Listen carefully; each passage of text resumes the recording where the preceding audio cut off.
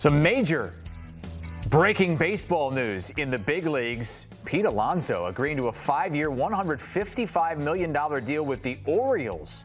The 31-year-old first baseman finally got that long-term contract that he wanted. Mets didn't give it to him, opted out of that 2-year deal. So now he joins an Orioles team looking to bridge the gap. A young team finished in the bottom of the best division in baseball, the American League East.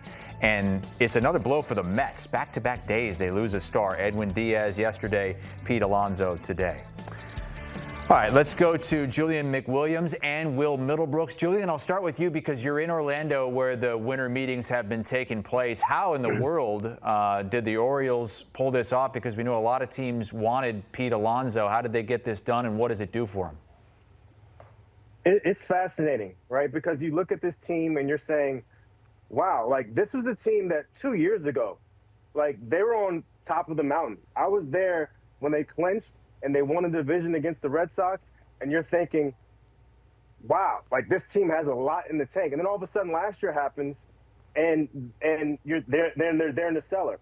And now you're looking at this team and you're saying they were 2 years away from winning. They were 2 years removed from winning a division, and they're adding to this. And good for them because they know this is their time. So once you saw that they were in on Schwarber and offered Schwarber that money, you knew that they were going to go. They're going to pivot somehow and give that money to somebody. And good for them because they have to be able to get back on the winning front because they have way too much talent on that team to not be able to make moves.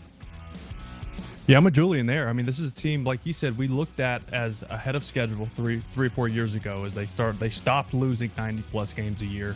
They had that one good season. They got better and better the last couple, and then last year they just fell off. And I know injuries played a big part of that. I know they lost most of their pitching staff, and if you don't have a pitching staff in the major leagues, you're not going to win a lot of games. But you look at the lineup, and you look at the talent with the Jackson Hollidays, the Gunnar Hendersons, the Adley Rutschmans, like a lot of guys having down years, and a lot of that has to do with losing ball games, and you're not as excited to come to the ballpark.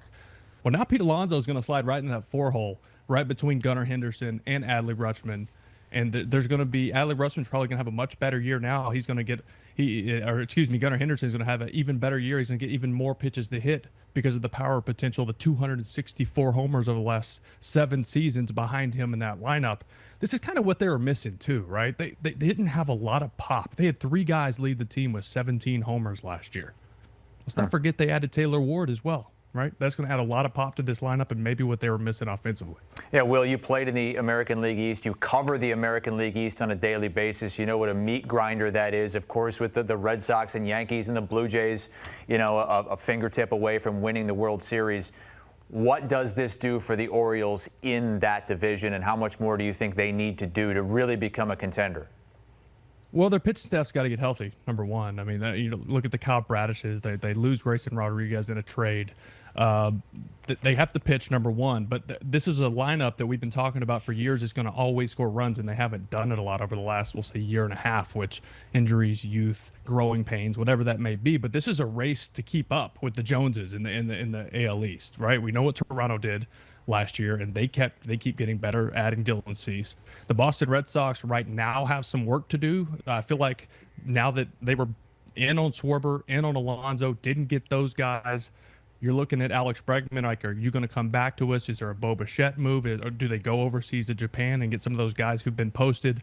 They're going to have to make moves. The Yankees are always going to be competitive. It's the Yankees. They're going to spend money. They have arguably the best player in the game right now in Aaron Judge outside of Shohei Ohtani. He's on a different level, obviously. But you said it. I mean, it's a meat grinder. That's what it is. You have to keep up. You have to spend money to keep up in this division. Yeah, for the Orioles, I think it puts them in a good position because, look, they had guys that could slug from the left side. I know, Will, you mentioned that they didn't do it last year.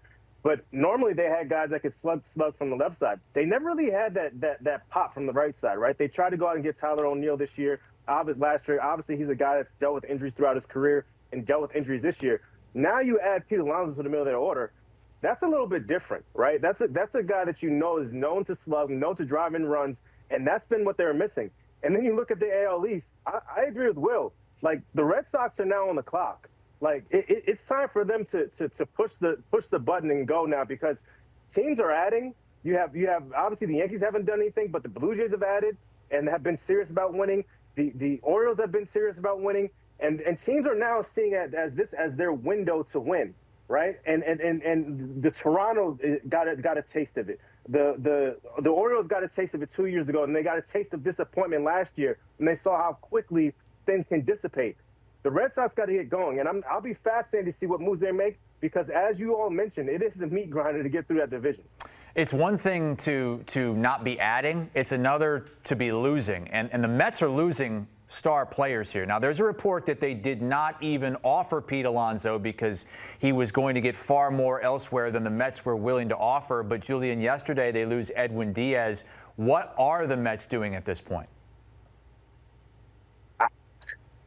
Look, if anybody can answer that question, then they deserve the lotto ticket, because I have no idea what they're doing. Not only did they lose Pete Alonso, but they lost Brandon Nimmo as well. And I know you bring in Marcus Semien, but Brandon Nimmo, as people talked about, he was a leader of that club. So now there's a culture shift in sort of that club. And look, Brandon Nimmo, Edwin Diaz, Pete Alonso, they have some work to do. And not only that, their pitching staff, their starting pitching staff, they have to figure that part out. If that was the one thing I looked at and said, okay, it was a shoo-in that I thought they were going to bring back Edwin Diaz. It was a shoo-in that I was just shoo-in for that I thought they were going to bring back Pete Alonso. But now they don't add those guys. Plus, they have to work on their starting pitching. It's a long offseason. This has been a bad one for them as well. Yeah, you said it. This was all about their pitching, right? Their lineup is still decent. They still have some guys that can produce runs, they can get on base. They still have some guys that can score some runs for them. But their rotation's an issue, right? They're super young. Your number 2 right now is David Peterson. You have Clay Holmes, who is, and still in my mind, a bullpen guy.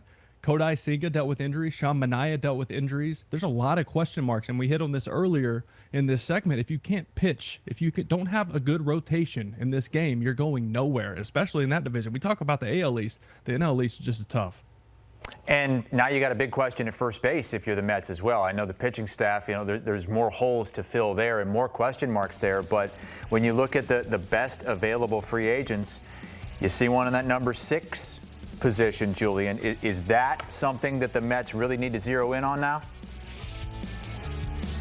Yeah, I had to put my glasses on to see. Sorry. But, yeah, look, yes, absolutely. I mean, you need to be able to make those moves. And David Stearns is a guy that's always been able to win within the margins. But now that he has the money and he has the team, you got to be able to make the big move. And sometimes it requires overpaying guys. And I think in this situation, you're behind the 8 ball. Again, not only do you need to focus on your lineup, on getting to first base, and somebody that can replace Pete Alonso, probably not replace him, but somebody that can have some semblance of him, which is tough to do. You got to replace that. You have to add to that pitching staff, and that's tough to do in a market where there just isn't a lot of starting pitching out here. So I'm fascinated to see what David Stearns does. I always see him as a great GM, but now this is the real test.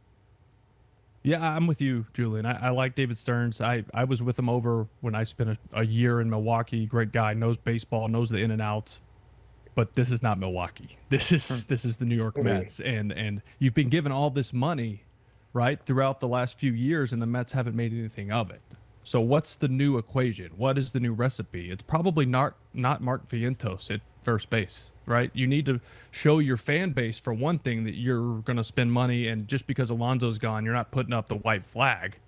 You got to show this fan base that you're still willing to win, because there's still a lot of money on the books. There's still a lot of money to be paid and a lot of ball games to be won. So something's got to happen. They can't just take what they have right now and go into the season with it.